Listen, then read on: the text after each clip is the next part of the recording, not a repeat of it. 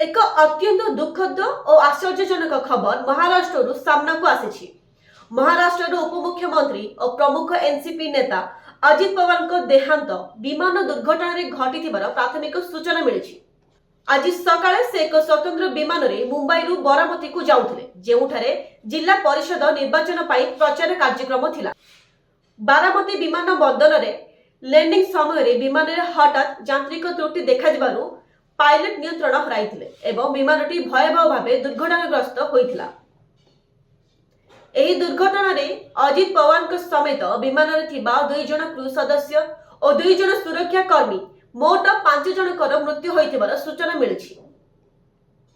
एही घटना परे महाराष्ट्र राजनीति रे शोकर छाया खेली जाइछि एवं निर्वाचन पूर्वरु एही दुखद घटना राजनीतिक महल रे भारी चर्चा सृष्टि करिछि।